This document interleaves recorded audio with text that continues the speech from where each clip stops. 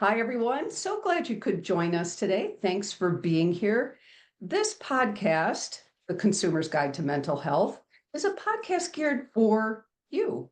It's for your needs. What do you need to know about mental health? What do you need to know about mental health for yourself, for your family?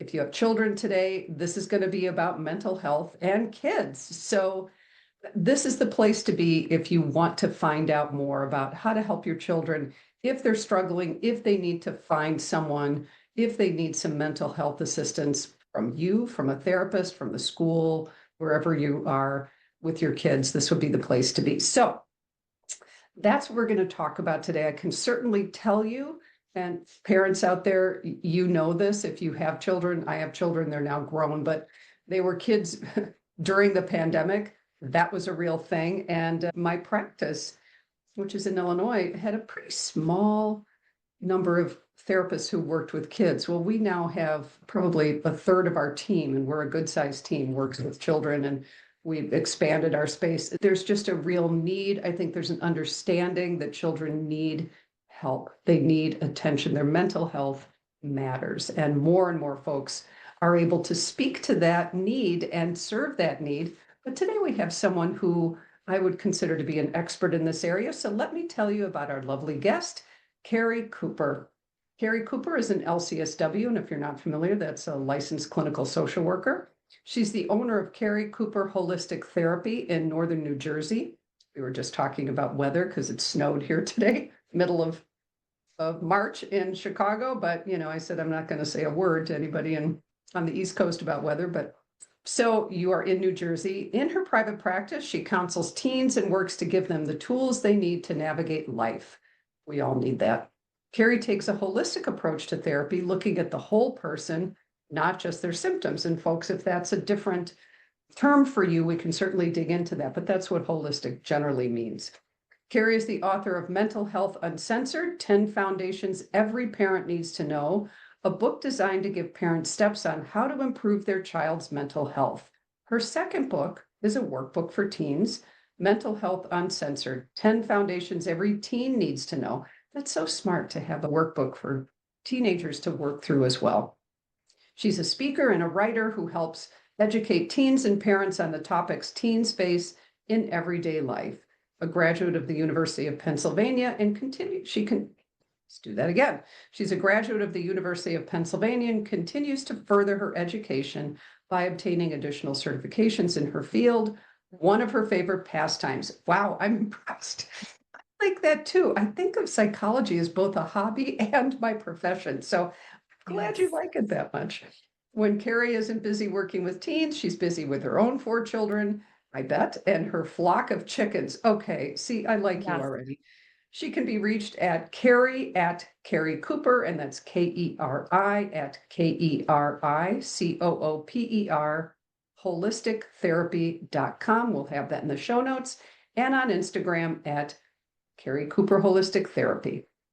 So lovely to have you here today, Keri. Thank you for joining us. Thank you so much for having me today. So chickens, 4 kids, and a practice. Okay.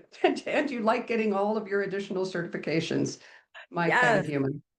I love it. So tell me about, from your perspective, I mean, I said a little bit about, boy, it seems like after the pandemic, wow, the need for mental health services for kids really just boomed. And it's not like it's never been there, but it seems like it's increased. Just can you tell us a little bit about your perspective in terms of kids' mental health? Yeah, boomed would be an understatement when we talk about the pandemic and these kids. That's actually when I wrote these books because, mental health for kids, it was already a busy place to be. And when the shutdown happened and when these kids were now completely isolated at home, I mean, this is the time when they are supposed to be moving out of the home environment mentally, emotionally into a friend group. That, if you think about us back in caveman time, like this is the time they're supposed to find people and start their lives, and all of that was taken away from them. So now here they are at home. The social aspect is key in that developmental time period, and they didn't have access to it. And then, of course, online schooling and all these other hurdles that we had to face, and everybody's at home and That's a whole nother hurdle with sometimes parents not getting along or, tension in the house. It was a disaster. There's really no other way of saying it besides it was a Having to, disaster. And even before the full shutdowns or when we were starting to open back up, it was this constant questions. There was never a certainty. It was like, well, am I going to be able to go to school tomorrow? Or does somebody have COVID and my class is going to be shut down? Am I going to have a sports team or season or am I not? Like it was constant questions. So I had so many parents calling me.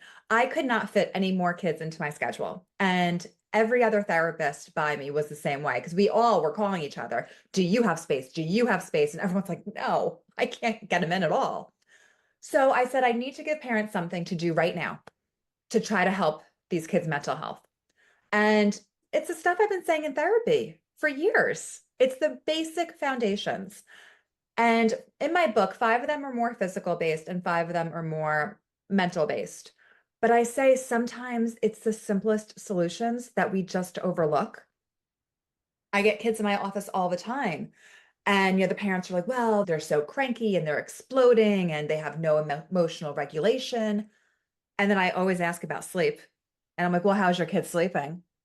And so when toddlers miss their nap and are outrageous in their behavior and melting down over, nothing, we go, oh, they missed their nap. And everyone goes, oh, yeah, you're right. Of course, that makes sense. When our teenagers come home from school and are melting down over nothing and can't control their emotions, we're like, oh, what is wrong with them? Meanwhile, most of our teens are completely and utterly sleep deprived.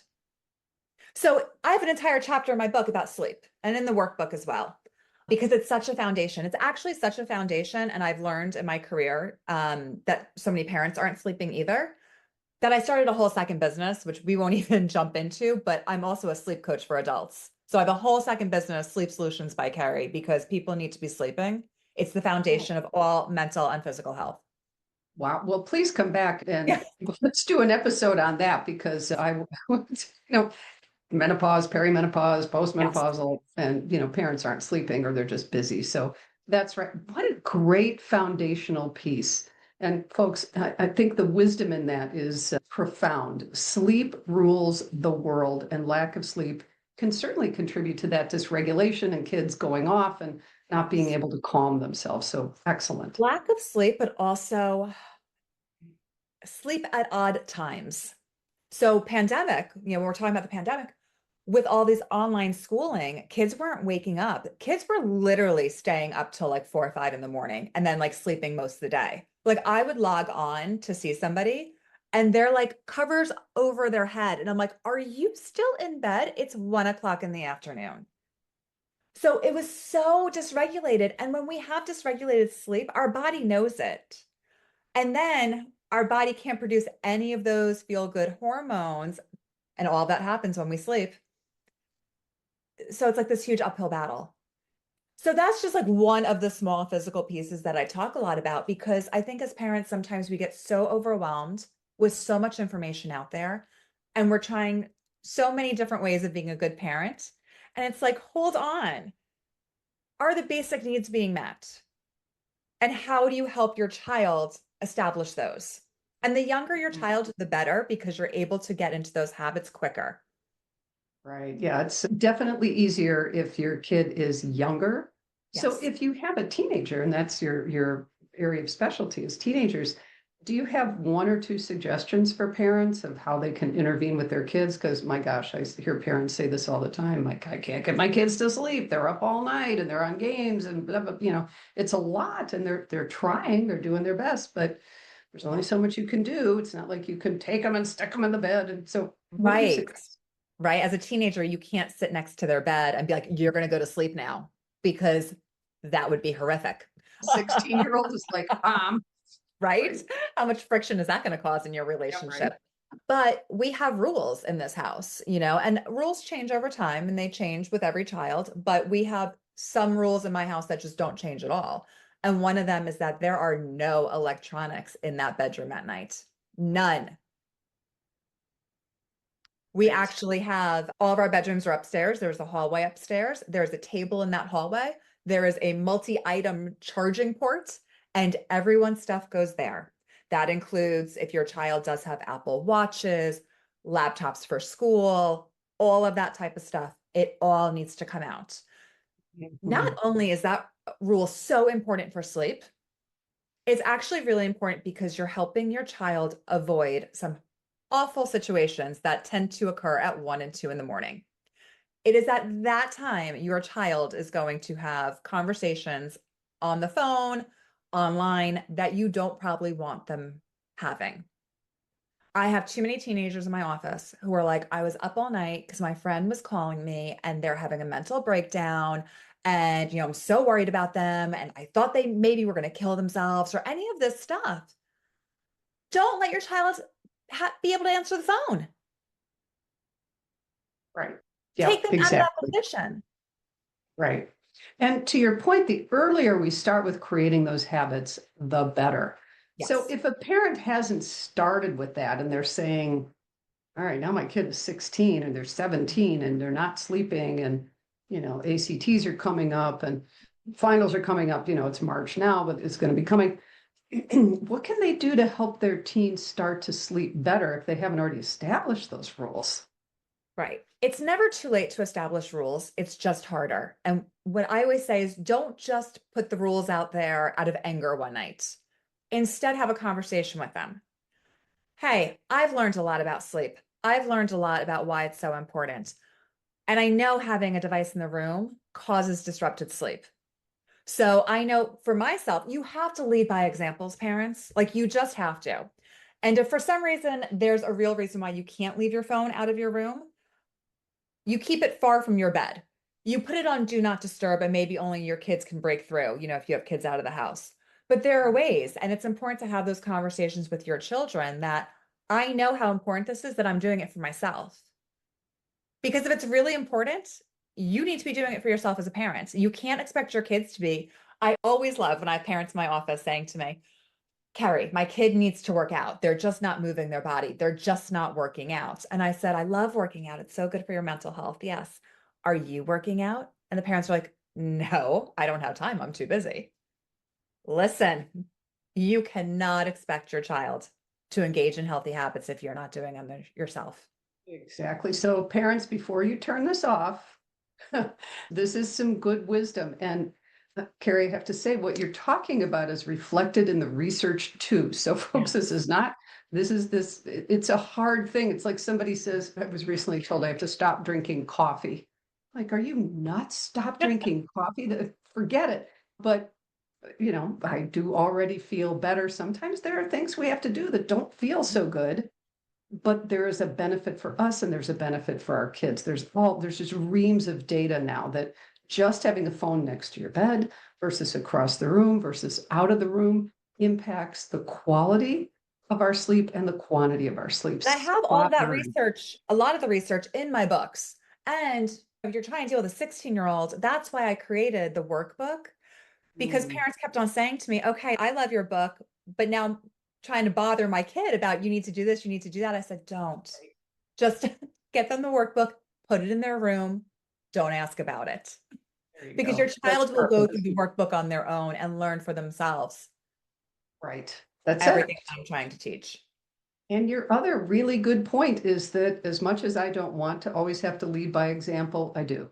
Mm-hmm. And as 100%. parents, we do. And we think, people who are listening to this podcast, you're good parents. You wouldn't be taking the time to listen to this. So, Mm-hmm. but yes, we have to lead by example. If you plug your phone in out in the hallway, they plug their phone in out in the hallway. We used to collect them at night. I mean, Mm-hmm. again, my kids are grown, but we collect them at night and everybody's put in a basket and it just went away for the night, not as a punishment, but just as a way of making Right. sure they got sleep.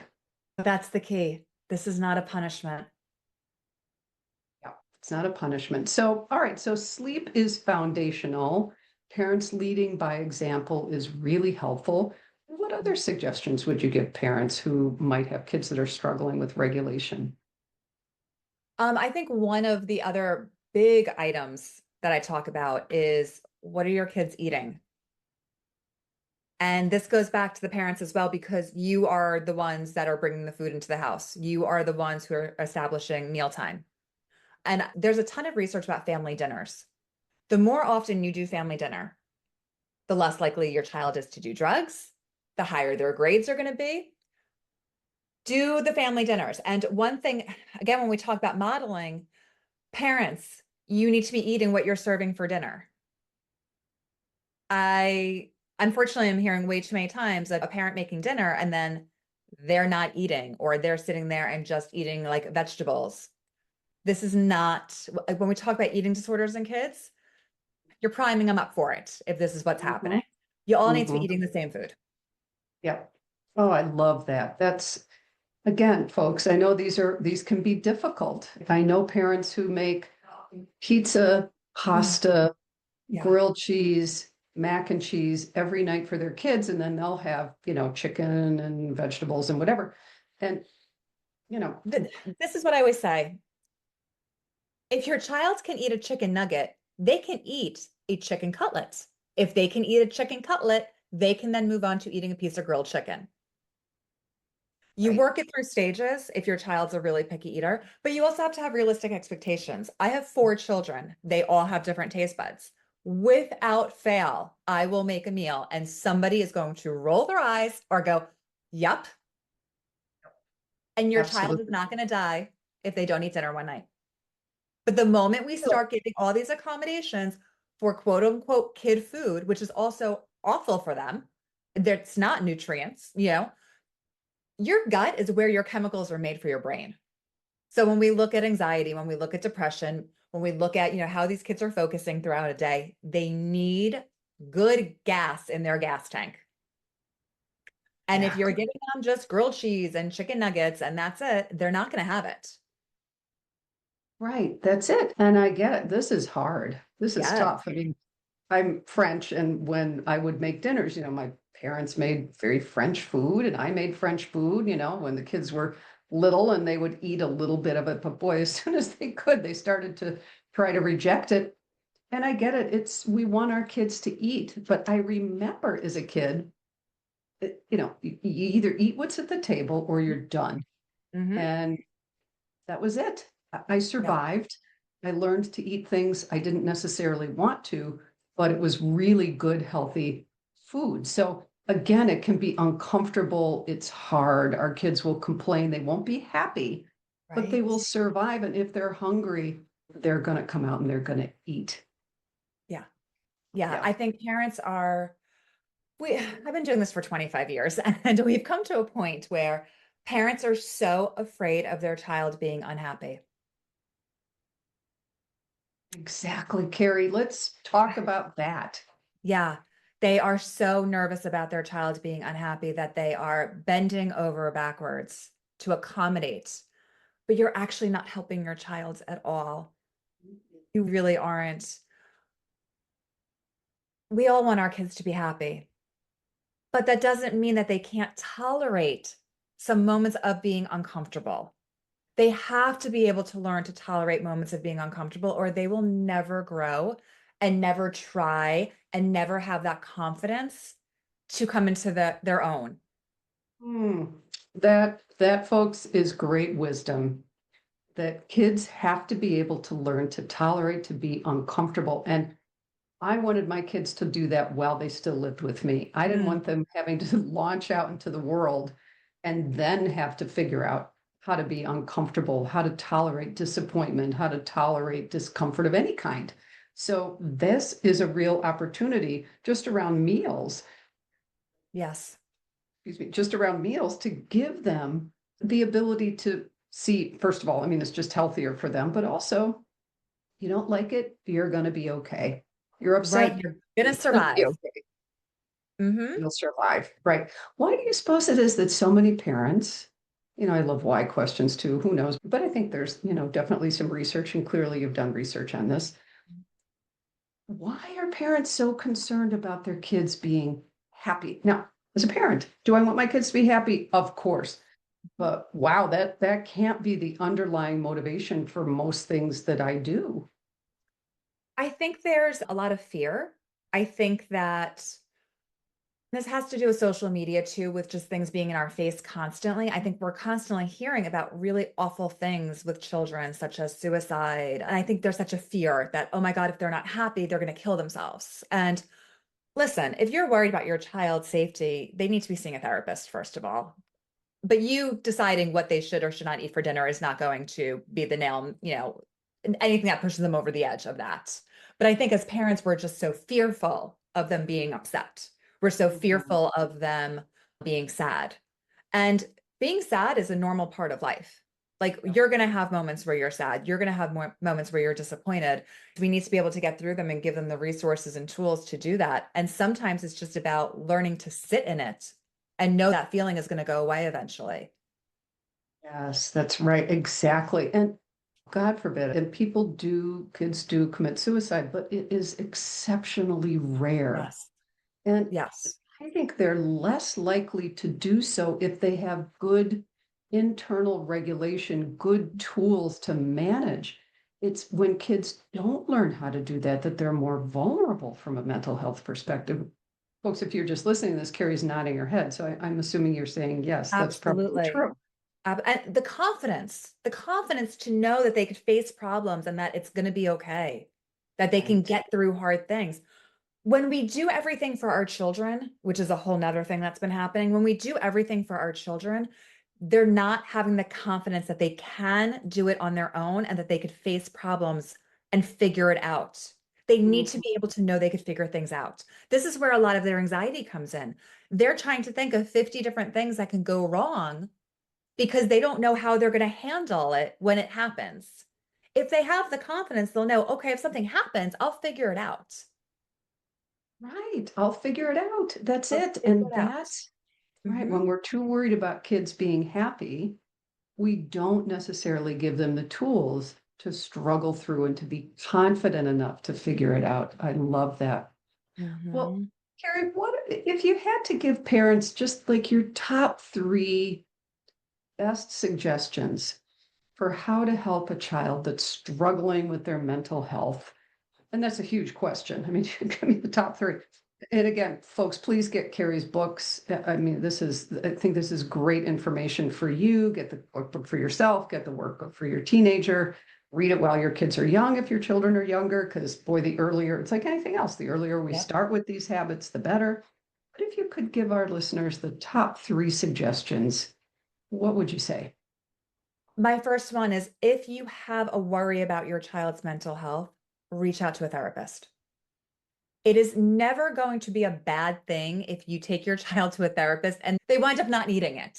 I'd much rather them not need it. And I get kids in my office where after a session, I look at the parents and I go, they don't need to be here. It's fine. And the parents are like, oh, okay, great. But at least now the kid knows, oh, this is what therapy looks like. This was like fun and I got to talk and it was good. So I always say to the kid, listen, do you feel like you need to be here? And if they're like, no, I'm like, okay, I don't either. But in the future, pop in. If you find something that you're struggling with, pop in. If you have that great first experience, they're so much more likely to say, you know what, I am struggling. Can I go see somebody? So don't wait if you think your child might need somebody. Just bring them in, just see what's going on. So And make that's, sure you get an expert in pediatric mental health. Not every people will say, I'm sorry to interrupt you, Karen. yes. Work with children, adolescents, adults, couples, family, somebody who specializes in pediatrics. Sorry to interrupt. No, So that was such a good point because I have unfortunately had parents call me saying my kid really needs to see somebody, but they had an awful experience with a therapist. Teens are their own breed. They just are. And if a therapist says they do everything, then they do nothing well. You need somebody who's specializing. I don't touch marriage counseling. That's not my specialty. I don't touch eating disorders. That's not my specialty. There's a lot I won't touch. And a good therapist knows what they won't work with. exactly. So find one that's actually working with teens or kids if you have younger age kids as well. So that's the first thing. Get them to a therapist. The second thing is, yeah, get them resources. Like my workbook is great. They learn the foundations. You can learn the foundations. Just look at what's happening in the home that maybe you could change to improve things. And it's the small stuff. It's maybe a family dinner on a Sunday night starting there. It's just small ways to how can you connect. How can Mm, you let your kid struggle a little bit more? How can you take that step back? mm, mm. Love that. Yeah, What family can they be dinners. doing that you're doing for them right now? Love it. Right. What are you doing for them that they can do for themselves? My hint is probably laundry. Oh, that's a great place to start. Laundry, laundry is my favorite place to start. Mm, And I write why? a whole thing about it in the book as to why it is my favorite place to start. Okay. Because it's something that they can tackle fairly easily. It's They can tackle it fairly easily. If they don't do their own laundry, it only impacts them. right. It also Mm-hmm. teaches them time management. Mm-hmm. It also teaches them planning because, Mm-hmm. oh, I came home from baseball practice today. My jersey's dirty. I have a game on Friday. Oh, but I practice tomorrow. When am I going to fit in laundry? Love it. It actually does so much more than just laundry. It is the best thing Yes. ever. And again, if your child doesn't do their own laundry, it's impacting no one but them. And do not save them and get that text from them from school being like, oh my God, I forgot my laundry and I have to go out tonight and I need that shirt. Oh, well, you'll survive. Sorry, Safari. Right. Right. Versus getting it and running it over. Yeah, Yeah. exactly. Letting them be responsible for them. Well, folks, Keri, this is great information. Folks, please do look up Keri's information. Please get the book. I think this is very valuable. We only skimmed the surface. Yes. So we could, I'm sure, talk for another couple of hours and still we wouldn't get to all of the depths of what I think you can probably share with people. So thank you so much, Keri Cooper, for being here with us today. I very much appreciate your time, you sharing your wisdom and your experience. Folks, I appreciate you joining us. Please share this with other folks if you think it could be helpful for them as well. Keri Cooper, audience, thank you so much for joining us. Have a wonderful rest of the day and be well.